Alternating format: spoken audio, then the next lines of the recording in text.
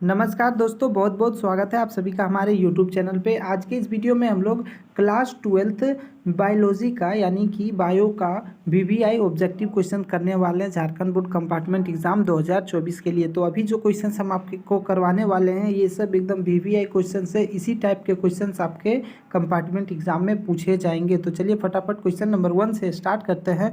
उससे पहले चैनल पर नए तो चैनल को सब्सक्राइब करें, वीडियो को लाइक करें और वीडियो को अपने दोस्तों में शेयर जरूर से ज़रूर कर दें। क्वेश्चन नंबर 1 है, वे जीन जो विपरीत गुणों के जोड़ों के लिए कूट करते हैं वे कहलाते हैं। तो वो जो कहलाते हैं उसे अलील कहते हैं। ठीक है, क्या कहते हैं? अलील। तो 2 इसका सही उत्तर हो जाएगा, अलील।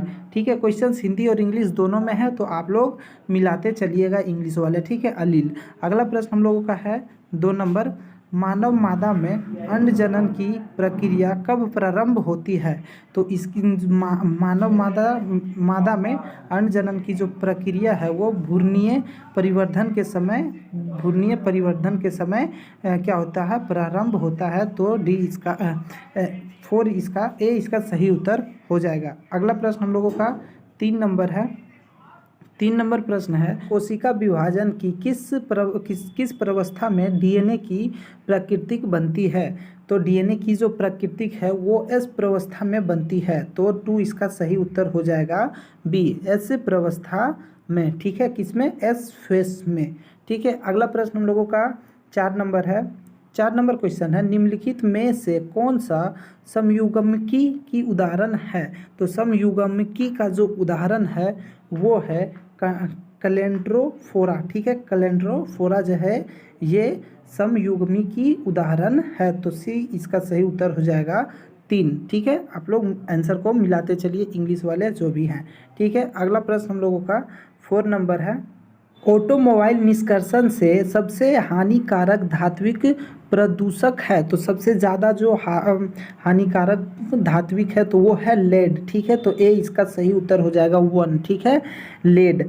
देख सकते हैं यहाँ पे लेड इसका सही उत्तर हो जाएगा। अगला प्रश्न हम लोगों का है 6 नंबर, निम्नलिखित में से कौन सा परजीवी मलेरिया का रोगजनक है? यानी कि कौन सा ऐसा परजीवी है जो हमारे बॉडी में आ जाने के कारण क्या होता है? मलेरिया रोग का मलेरिया रोग हो जाता है।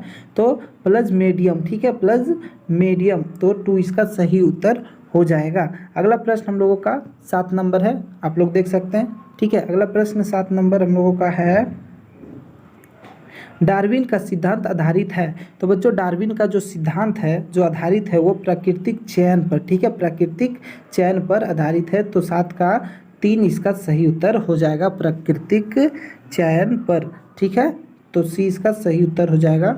अगला प्रश्न 8 नंबर है हम लोगों का, जल कृषि एवं मत्स्य पालन के द्वारा हम डैश पादपों तथा जंतुओं के उत्पादन को बढ़ाए हैं। तो क्या किन चीज़ों को बढ़ाएं? तो हम लोगों ने लवण एवं अलवण जलीय दोनों को। ठीक है, लवण और अलवण जलीय दोनों को। ठीक है, तो ए इसका 1 इसका सही उत्तर हो जाएगा। अगला प्रश्न हम लोगों का 9 नंबर क्वेश्चन है, प्लाज्मिड निम्नलिखित में से किसके बाह्य गुणसूत्रीय आनुवांशिक पदार्थ है? तो जीवाणु का। किसका? जीवाणु का। तो 4 इसका सही उत्तर हो जाएगा। ठीक है, बैक्टीरिया का। ठीक, अगला प्रश्न हम लोगों का 10 नंबर है। 10 नंबर क्वेश्चन बहुत ही इंपॉर्टेंट प्रश्न है। ठीक है, आप लोग इसे एकदम से याद कर लीजिएगा। जब एक जीवधारी किसी अन्य जीवधारी को नुकसान पहुंचाए बिना लाभान्वित होता है तो यह कहलाता है। तो यह कहलाता है सभोजिता। ठीक है, क्या कहलाता है? सभोजिता। तो ए इसका सही उत्तर हो जाएगा। ठीक है, आप लोग इंग्लिश वाले जो हैं वो भी देख लीजिए। ठीक है, ए इसका सही उत्तर हो जाएगा। अगला प्रश्न हम लोगों का 11 नंबर है, आवृतबीजियों में बनने वाला प्राथमिक भ्रूणपोष केंद्र होता है। तो ये जो केंद्र होता है ये त्रिगजनित। ठीक है, त्रिगजनित होता है। तो सी इसका यानी कि 3 इसका सही उत्तर हो जाएगा। अगला प्रश्न हम लोगों का है 12 नंबर प्रश्न है। यहाँ पे 12 नंबर क्वेश्चन है, रेडियो जर्नियों में 1992 में हुए पृथ्वी शिखर सम्मेलन का संबंध है। तो पृथ्वी शिखर सम्मेलन जो हुआ था 1992 में, इसका जो संबंध था ये था जैव विविधता के संरक्षण से इसका संबंध था। तो एक इसका सही उत्तर हो जाएगा। अगला प्रश्न हम लोगों का 13 नंबर है, निम्नलिखित में से कौन सा रसायन मुख्य गर्भनिरोधन गोली का एक अवयव है? तो ये जो निरोधक गोली का जो अवयव है वो है प्रोजेस्टेरोन। ठीक है, तो इसका जो सही उत्तर 3 हो जाएगा, यानी कि सी इसका सही उत्तर हो जाएगा। अगला प्रश्न, ठीक है, अगला प्रश्न हम लोगों का 14 नंबर है, स्वर्ण धान में कौन सा विटामिन उपस्थित रहता है? तो स्वर्ण धान जो होता है उसमें हम लोगों का विटामिन ए उपस्थित होता है। ठीक है, विटामिन ए याद कर लीजिए आप लोग। अगला प्रश्न हम लोगों का है 15 नंबर, वह एक आहार श्रृंखला में शाकाहारी होते हैं। तो किस आहार श्रृंखला में शाकाहारी होते हैं? तो प्राथमिक उपभोक्ता में शाकाहारी होते हैं। ठीक है, याद रखिएगा, एक आहार श्रृंखला में तो शाकाहारी होते हैं, तो प्राथमिक उपभोक्ता में। अगला प्रश्न हम लोगों का 16 नंबर है, इंग्लिश वाले क्वेश्चंस आप लोग देखते चलिए। ठीक है, 16 नंबर प्रश्न है, निम्नलिखित में से कौन एक नाइट्रोजन स्थिरीकरण करने वाले जीव नहीं है? तो कौन सा एक ऐसा जीव है? तो परामीशियम। ठीक है, परामीशियम। ठीक है, तो ए इसका सही उत्तर हो जाएगा, ए। ठीक है, परामीशियम। अगला प्रश्न हम लोगों का है 17 नंबर, ये जीव जिनमें भ्रूणीय परिवर्धन मादा शरीर के अंदर संपन्न होता है कहलाते हैं? तो सजीवन प्रजक। ठीक है, प्रजक कहलाते हैं, यानी जरायुग। ठीक है, जरायुज कहलाते हैं। अगला प्रश्न हम लोगों का 18 नंबर है, 18 नंबर प्रश्न है, 18 नंबर प्रश्न है, एक द्विसंकर संकरण का लक्षण प्ररूपी अनुपात है। तो इसका जो अनुपात होता है ये होता है डी, यानी 4 हो जाएगा, 9:3:3:1। ठीक है, तो इसका सही उत्तर डी हो जाएगा। ठीक है, क्वेश्चंस देख लीजिए इंग्लिश में।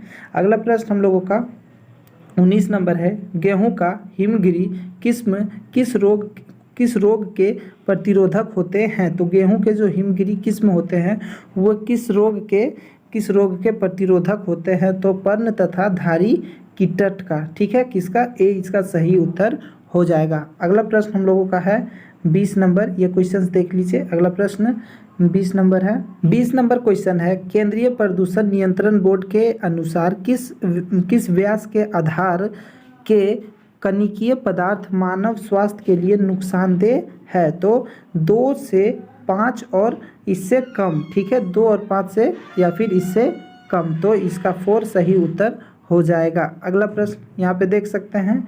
ठीक है, अगला प्रश्न हम लोगों का है 21 नंबर प्रश्न है, 21 नंबर क्वेश्चन है, निएंडरथल मानव के मस्तिष्क की क्षमता थी? तो 1400 सीसी। ठीक है, सी इसका सही उत्तर हो जाएगा। ठीक है, अगला प्रश्न हम लोगों का है 22 नंबर, रेड डाटा बुक निम्नलिखित में से किसके आंकड़ों के संकलित करता है?